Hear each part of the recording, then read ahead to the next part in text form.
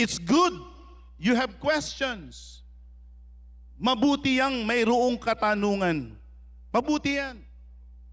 God understands we have questions. Because questions will lead you to answers provided your questions are right.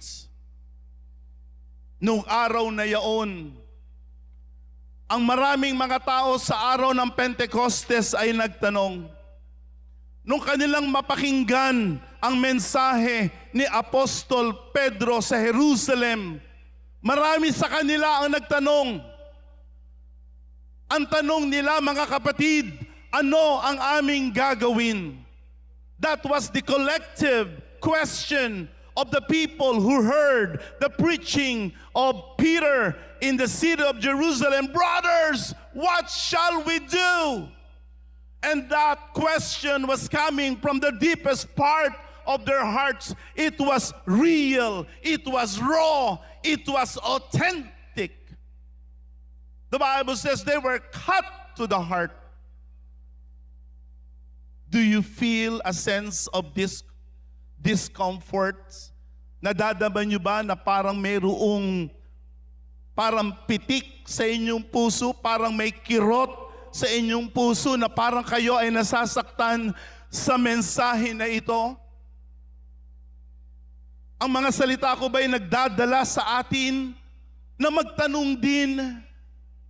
Do not dismiss us.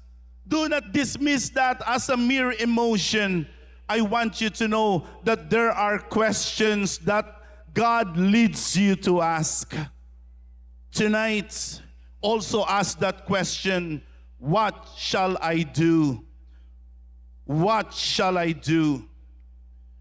Sa panahon noon ni Apostol Pablo, mayroong isang jail warden, wala siyang pangalan, may isang jail warden na nakapagtanong ng isang tanong na napakahalaga. This jail warden, he was relatively powerful, he was influential, and he had something good going on with his career as a retired military officer. He was a jail warden. But there came a time for the jail warden to ask a question that he had been evading, that he had been dismissing. This was the question of the jailer from Philippi. He said, "What shall I do to be saved?" Ano ang gagawin ko para maligtas? The book of Acts 16:30, this was the question of this man. What must I do to be saved? He never thought that he would be asking that question because he was powerful. He had under his command soldiers. He had complete authority over the entire prison system. He was a jail warden. He never thought he was going to ask Paul that question, what must I do to be saved? Tonight, you may be like jail warden. You may be like this gentleman who is asking yourself, what must I do to be saved? O kaya marahil iniiwasan ninyo ang tanong na ito. Inyong pinapalampas ang katanungan na ito. Ano ang aking dapat gawin para maligtas? Subalit sa gabing ito, ang aking dalangin ay inyong tatanungin ang pinakamahalagang katanungan na dapat ninyong itinatanong sa Diyos. At ito ang pinakamahalagang katanungan, mga kaibigan, pakinggan ninyo. Ito ang pinakamahalagang katanungan na dapat ninyong itanong. This is the greatest, this is the most urgent question you should be asking God tonight. What must I do to be saved? And you know the answer of Paul? This was the answer of Paul to that question and query of the Philippian jailer. Believe in the Lord Jesus, and you will be saved, you and your household. That was the answer.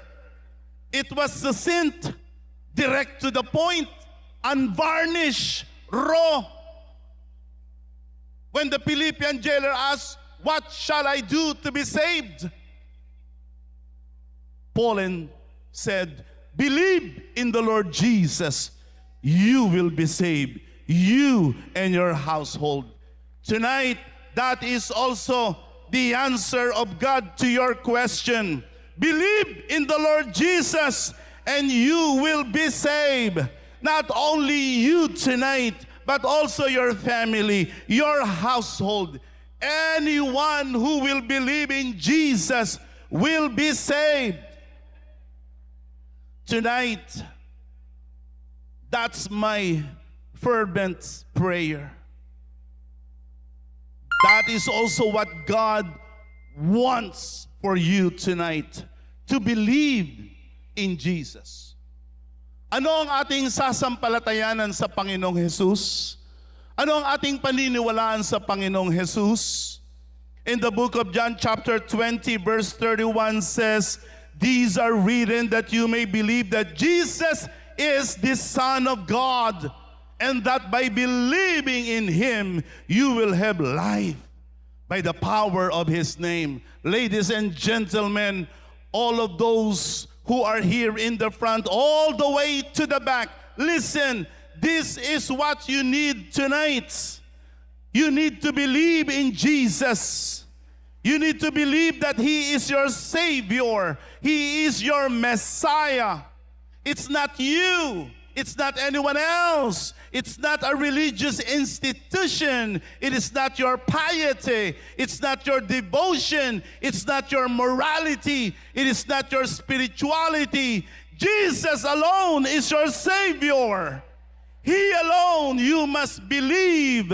And if you believe, you will be saved, you and your household. The book of Romans chapter 10 in verse 9, this is what the Bible says: if you openly declare Jesus is Lord, believe in your heart God raised Him from the dead, you will be saved. You will be saved. Maliligtas ka. Yung katanungan mo, maaari ba akong mailigtas? Ang sagot ay, oo. Sa gabing ito, sa lugar na ito, ililigtas ka ng ating Panginoon. Jesus will save you because He alone is our Savior. Jesus is the Son of God. Anak siya ng Diyos, subalit siya'y nagkatawang tao, nakitulad siya sa atin. He became just like us, but without sin. Jesus was the perfect man. Jesus was the man we couldn't be. He achieved absolute perfection. That is why when Jesus bled and He died, He became the perfect payment for our sins because He was pure. He was innocent. Tayo, makasalanan tayo, marumi tayo.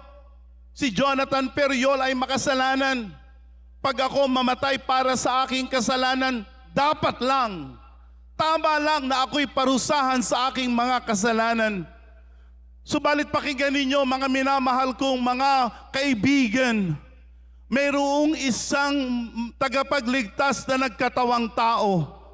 Nabuhay siya ng sakdal at walang kasalanan.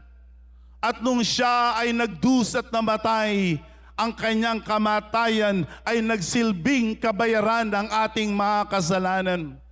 Jesus Christ at the cross, He suffered innocently. He died for you. It was my sins. It was your sins that brought Jesus to the cross. He died for you. He loved you. He accepted you. When we were at our worst, when we were in our most despicable status, That's the time Jesus loved us. Only Jesus suffered for our sins. He bore our sins at the cross. The Bible says all our infirmities, lahat ng ating kasipayuan, lahat ng ating kabigatan ay kanyang dinala sa krus ng Kalbaryo.